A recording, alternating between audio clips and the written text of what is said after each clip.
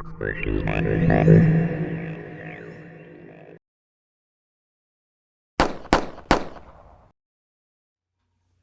everybody, it's Rod coming at you with another video here on VanGuns.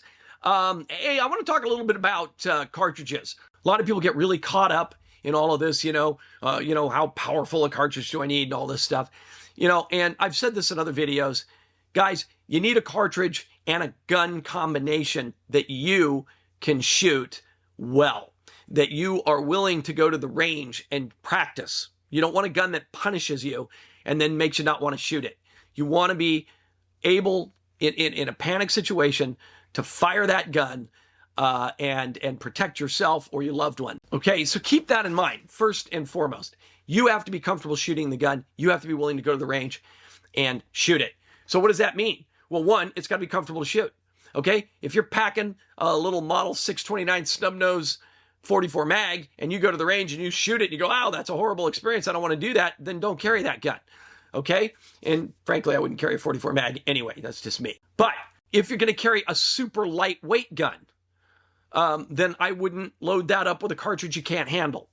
So there's a lot of things to consider in terms of cartridge. But today I'm going to focus on the energy. How much energy that bullet carries downrange is what is going to incapacitate your bad guy in a concealed carry situation. It's what's going to take your animal in a hunting situation, and it's what's going to knock over the target and make it explode, and all those fun videos you see of people blowing cans of tomato sauce up and they explode all over the place. That's all based on the energy.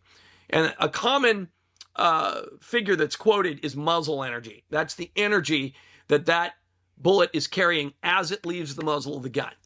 And then as the bullet moves downrange, it loses that energy because we have an atmosphere. We live in an atmosphere, right? And that bullet's cutting through the air and it's losing speed and therefore energy as it goes downrange. The energy basically is a combination of velocity and mass of the bullet. And velocity is actually the more driving factor than the mass, believe it or not. If you're talking about concealed carry handguns, we don't really need to worry about downrange energy because generally we're working in close distances. So the muzzle energy is going to be pretty close to the energy that strikes your target at 10, 15, or 20 feet away. Okay, so that muzzle energy is fine for this. And so I want to take a moment, go over some common cartridges, give you my own personal opinion. I've been shooting now for over 50 years.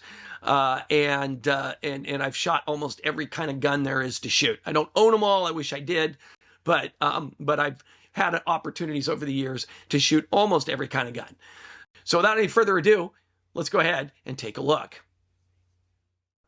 Okay, here's a bunch of cartridges you see from left to right, strongest to weakest. The first one, the 357 Magnum, that is probably the best self-defense revolver cartridge out there, and from a ballistic standpoint, probably the best cartridge on this list. Primarily used in revolvers. There's a handful of large clunky semi-auto pistols that chambered it as well, like the Desert Eagle, but those are generally not carry guns. So think of that one as a revolver cartridge. There's a blank space in there for the 357 SIG and the 10 millimeter.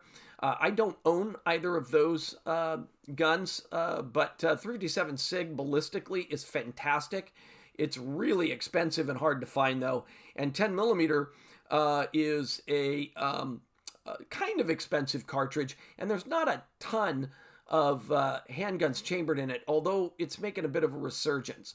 Then you'll see the 40 Smith & Wesson, very similar to the 10 millimeter, a little bit weaker. In fact, it was designed specifically to be a little less heavy on the recoil than 10 millimeter. That was for the FBI back in the 90s.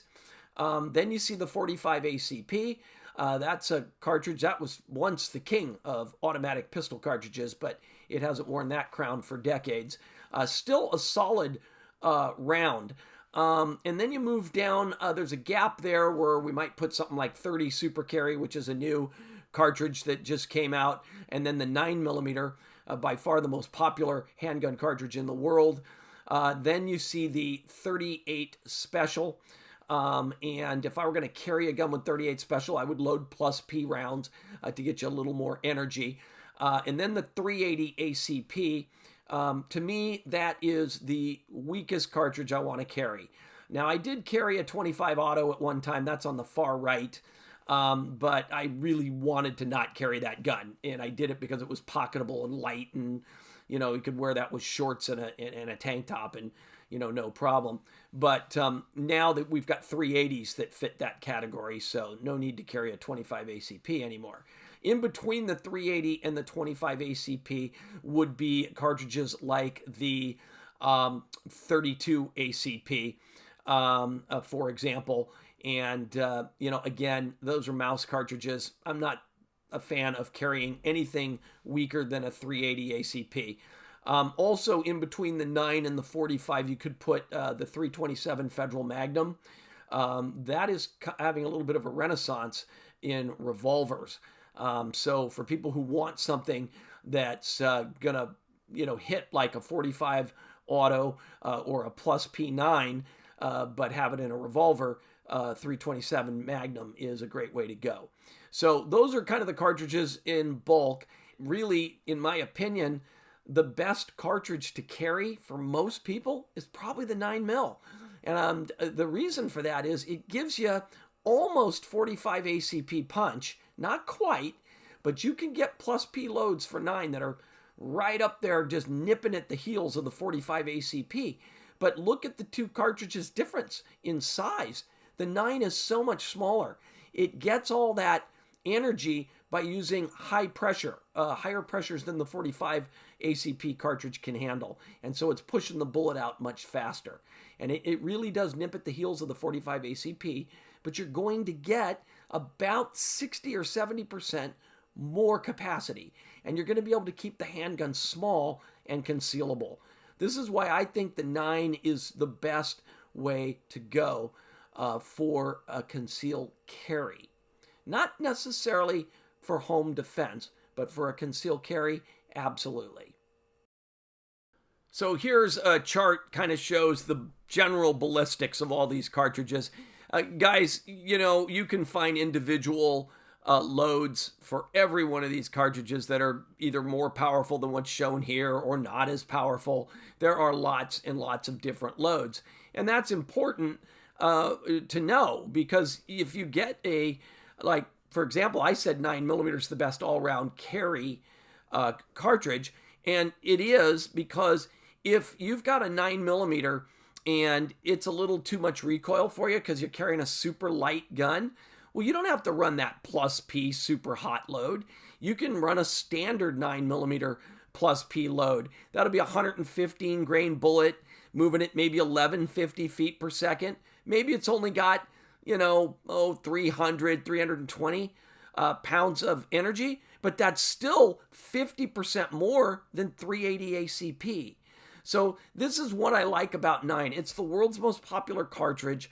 And believe me, I'm not a 9mm fanboy. In the 80s, I couldn't stand it when all these guns. I'm old enough to remember when the Wonder 9s first came on the scene with Glock 17, hold 17 rounds, and all the old guys going, I'd rather have 8 rounds of 45 than 17 or 9. I heard all that. And honestly, I was a little on that bandwagon at first because 9mm was only putting out about 300 pounds of energy back then.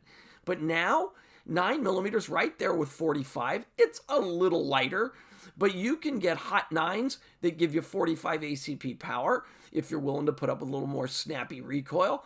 And you can get 9s that are very mild-mannered.